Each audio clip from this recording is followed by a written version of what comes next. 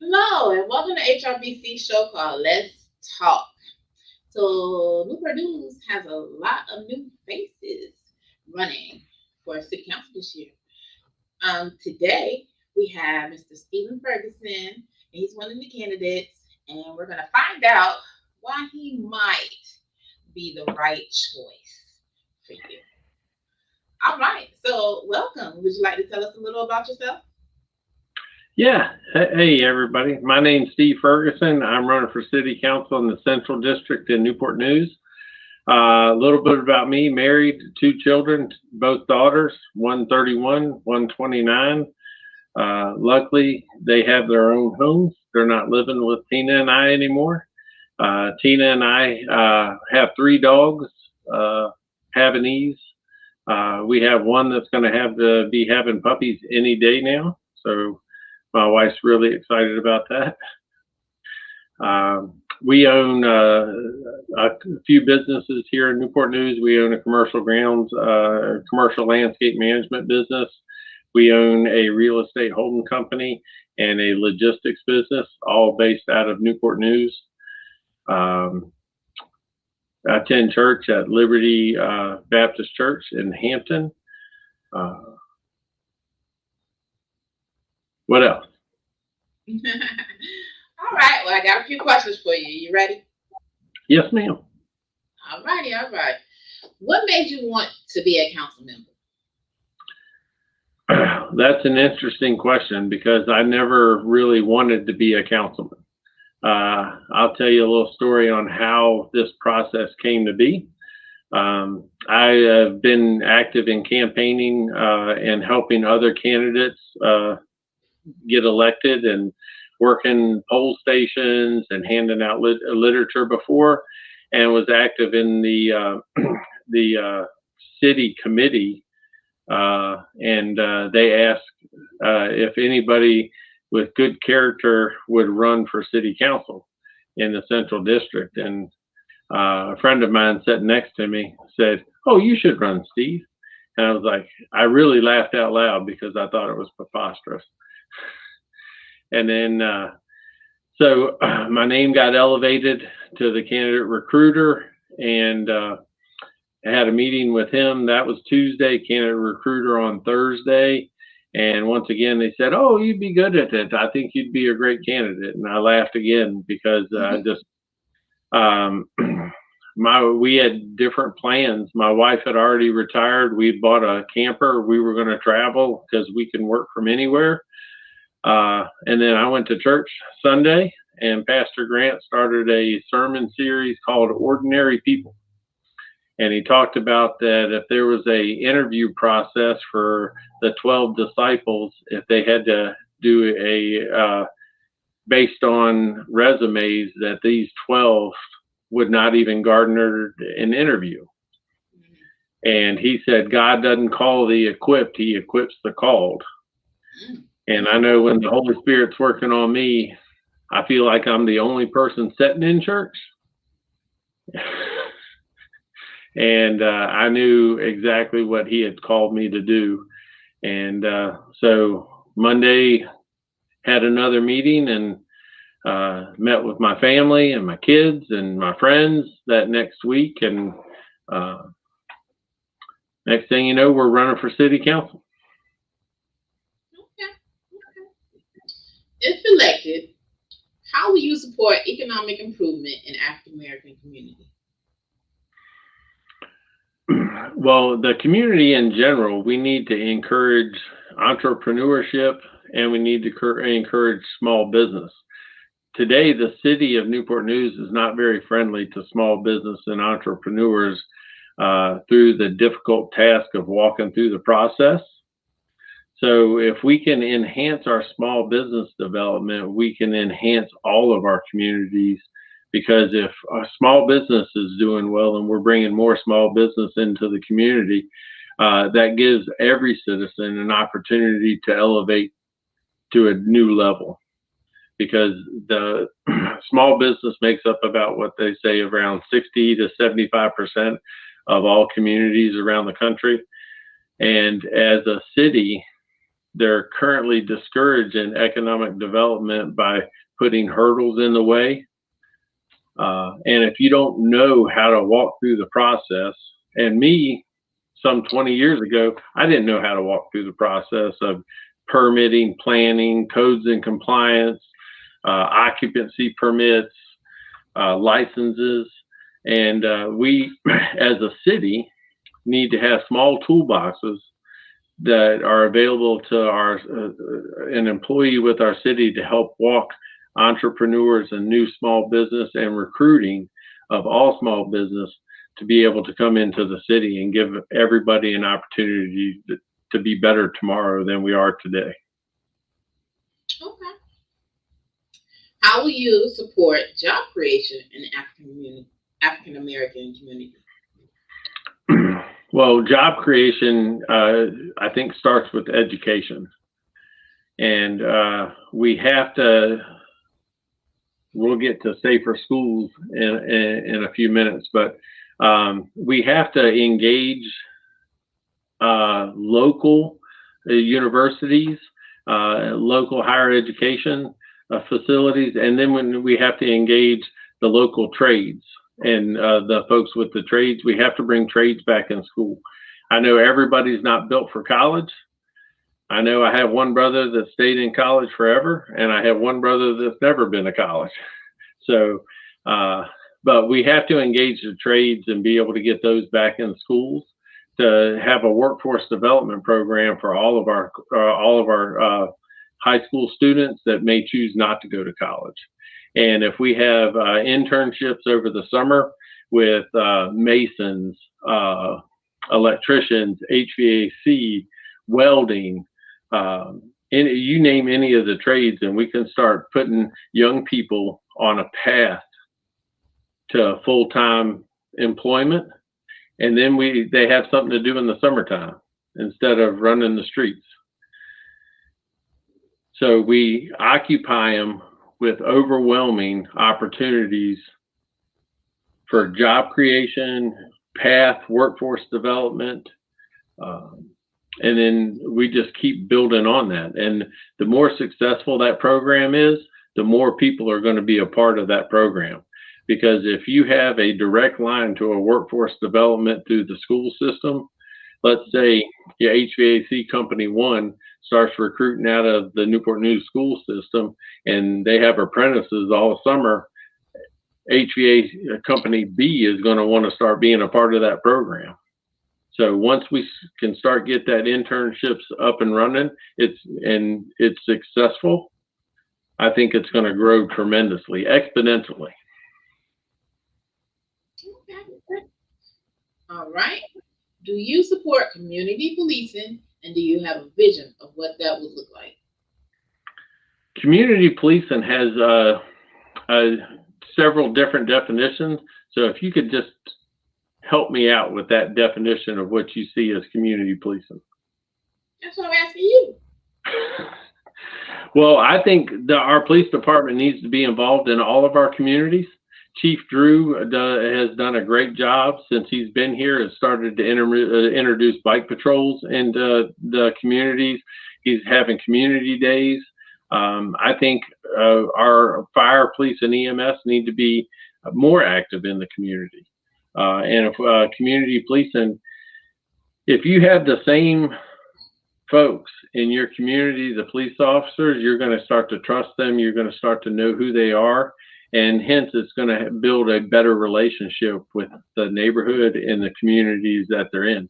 So if we can develop our community policing force to where we can have the same people in the same communities, I think that's going to overwhelmingly build trust with our public safety.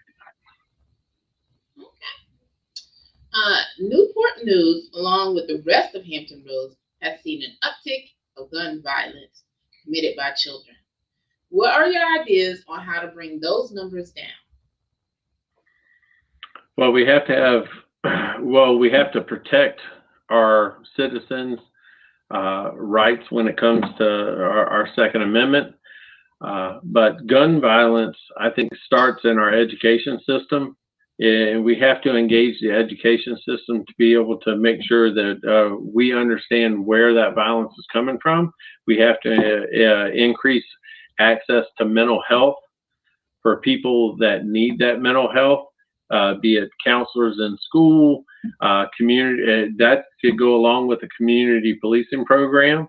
If the police officer understands or somebody needs some counseling, some mental health in any way, we can target that early. And it starts with then we have to engage the parents. So we engage we engage the young folks, we engage the parents, now overall community with our public safety, counseling, and then after school programs.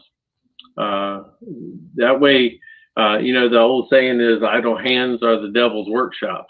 So if we give them opportunities to not be part of the gangs or not take part in that life and give them an opportunity to be a better person tomorrow, that's each one of our goals. Okay.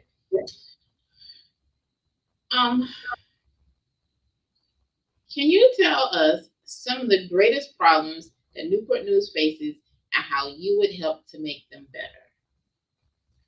Well, we're asset rich, or in another way to put that, our infrastructure, we have great infrastructure that's underused. So first of all, we need to expand the commercial and general aviation in our airport. How nice would it be not to have to drive to Norfolk or Richmond to get on a plane to go on vacation or a business trip when you can drive 10, 20 minutes down the road right to Newport News Airport? Currently, we have an underused airport tremendously. So that's one thing. We need to activate our citizenry to be able to reduce our government and make our citizens big. We need to be able to reduce taxes, both our property tax and our restaurant tax, because we in Newport News have the highest property tax in the region. That not only discourages businesses from moving here, but it also discourages people from moving here. And if you start talking about remote workforce, if you're having high property tax and they can work from anywhere, why move here? Why not move to York County, where it's almost 60% of what we pay in property tax? So restaurant tax, I think our restaurant tax is double what it is in York County and Hampton. So we're turning our restaurateurs into tax collectors, and it's the same meal will cost you less across the city line than it does in Newport News. So that's discouraging business growth, which also discourages opportunity for our citizens. So infrastructure, we need, safe schools. God, if our schools aren't safe, and our parents, teachers, faculty, and students don't feel safe in a learning environment, that environment is not going to be a learning environment. It's going to be a defensive reaction environment. So we have to have safe schools. We have to change the way our school system is recruiting teachers. Currently, right now, Newport News has the highest vacancy rate for teachers. There's over 270 vacancies for teachers in Newport News now, highest in the region. And when you have that many vacancies, you have to start looking at the leadership of an organization on why we don't have teachers. So we need to explore what's going on with the superintendent and his office and why we have so many teacher vacancies. We can create a safe learning environment, but if we don't have teachers to teach, it's not conducive environment. We have to do better for our kids in that sense. We have to have safe schools, and we have to have teachers to be able to teach them. And then transportation. We need to open up the opportunities for our underserved communities to be able to get transportation to not only work, but recreation and healthcare facilities. We have many sections of the city that aren't served by public transportation, and we need to change that. So there's several fronts that I think our city's been headed in the wrong direction, that we can immediately make an impact if we have leadership on the council. So my last question is, along with all the other cities in the area, Newport News got ARPA money, millions. How do you think that should have been spent? Say that one again. Newport News received millions of dollars of ARPA funds. From COVID, remember the emergency funds? Yes, How do you ma'am. think that should have been spent or should be spent?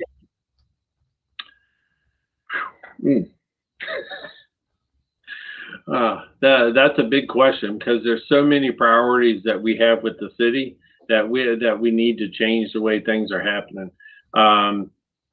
Well, first and foremost, we have to have a well-equipped and well-trained public safety, that police, fire, and EMS, to be able to make sure that we're safe in the city.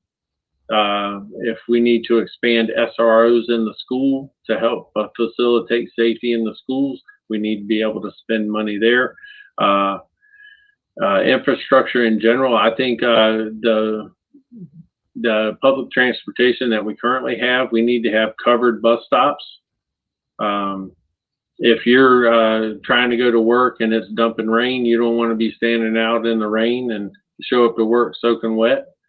So I think we need to start investing in public transportation, bus stop covers, or structures to keep our citizens out of the weather.